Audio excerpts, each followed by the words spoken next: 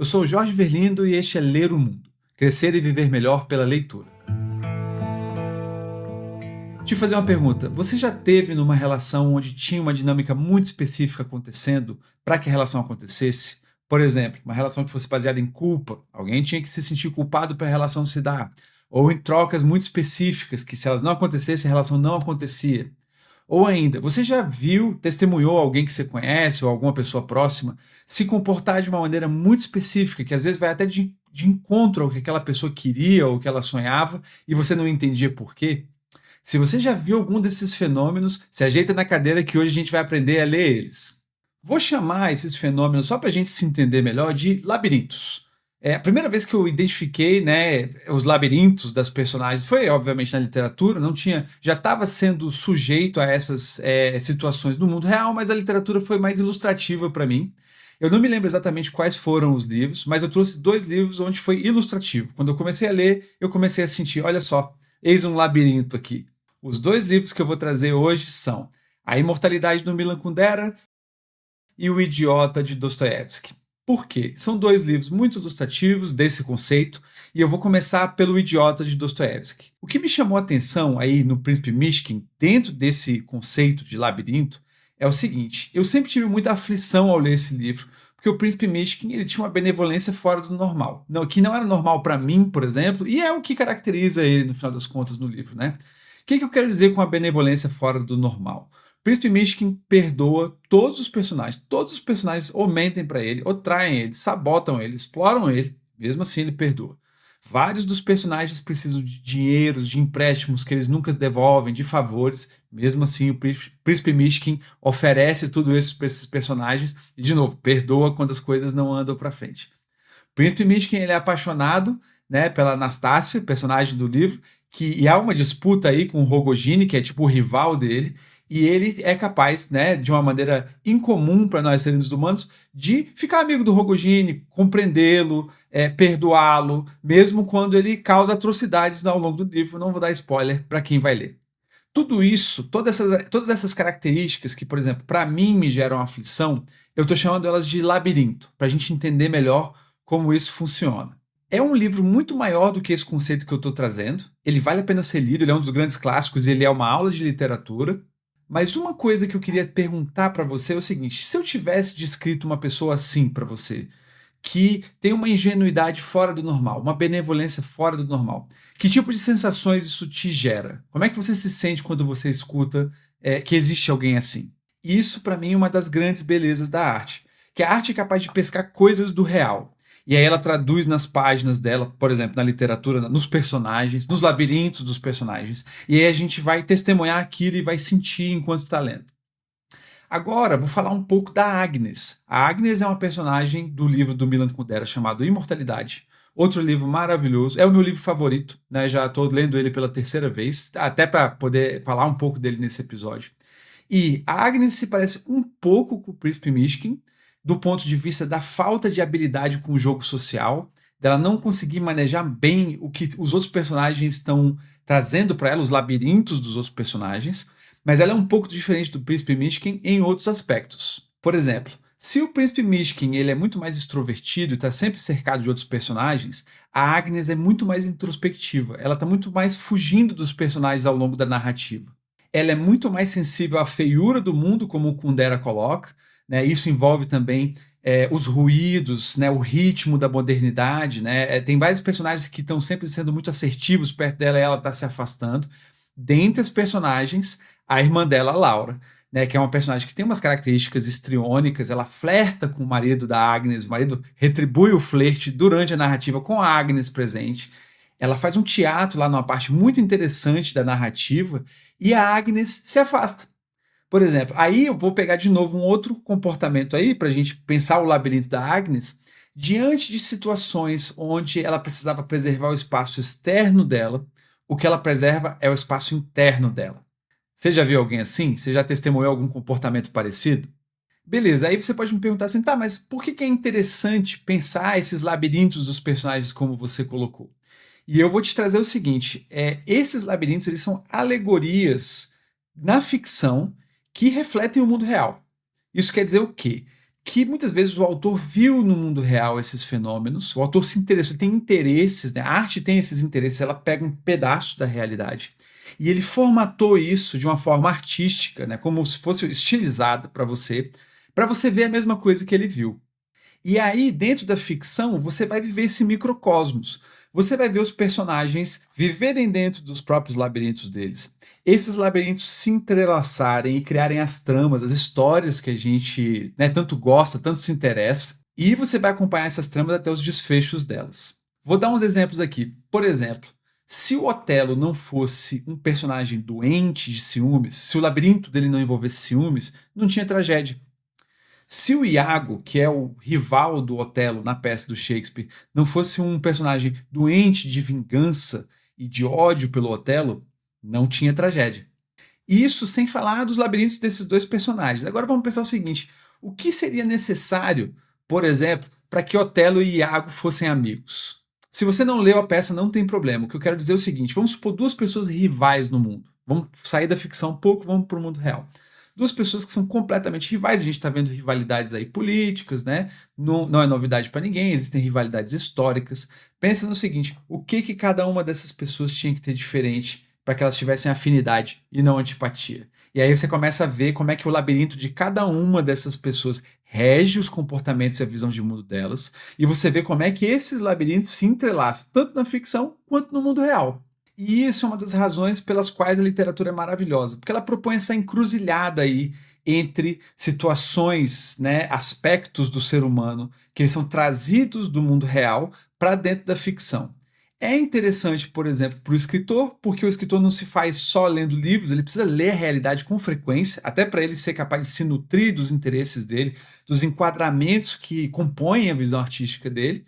E é interessante para a gente como indivíduo, porque a gente vai acabar ficando familiarizado com os labirintos do outro, com os nossos labirintos e sabendo melhor transitar nesses dois espaços, tanto, né, nas nossas relações com o outro, quanto nas relações com a gente mesmo. E aqui eu vou te trazer alguns exemplos. Antes de eu falar um pouco mais da característica desses labirintos, como eu chamo eles, eu vou te trazer alguns exemplos de labirintos para você se familiarizar. Você pode pensar os seus aí. Enquanto eu estiver falando, vê se você não tem outros exemplos. Você não me daria outros exemplos se a gente não estivesse conversando.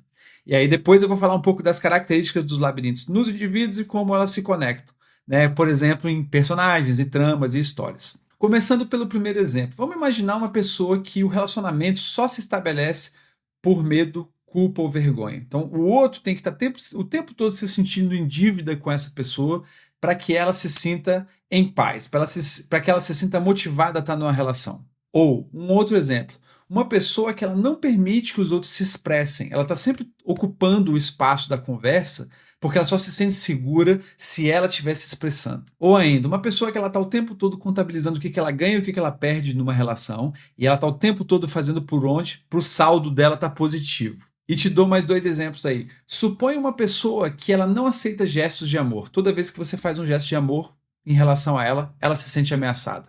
Ou ainda, uma pessoa que ela não aceita gestos de amor, mas ela quer dar gestos de amor, que é ainda mais contraditório, né? Então não é o gesto de amor que é o problema, é o receber que é o problema.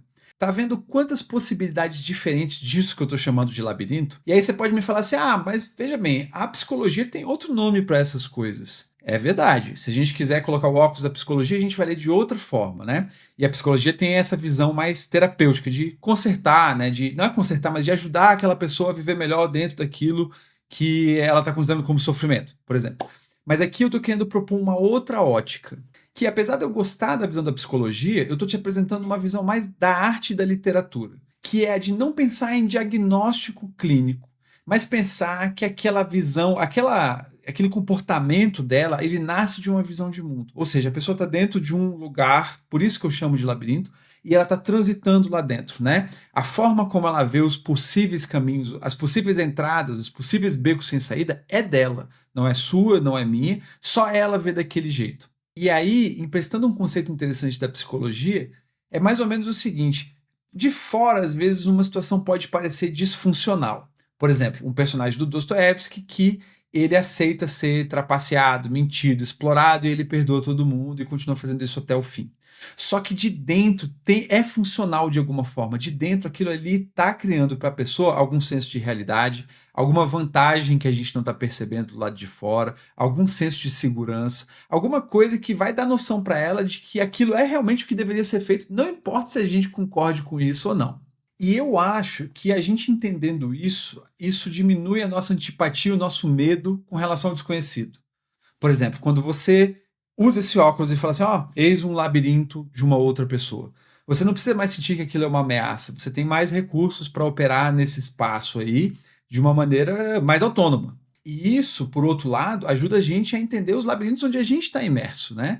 Muitas das nossas visões de mundo, como eu falei em outros episódios, elas nascem de feridas lá na infância, né, da forma como a gente foi criado, de alguma necessidade de proteção que a gente não está consciente, ela está o tempo todo funcionando dentro da gente, de alguma necessidade de reparação de algum erro, algum dano, alguma coisa que aconteceu lá no passado, e por aí vai.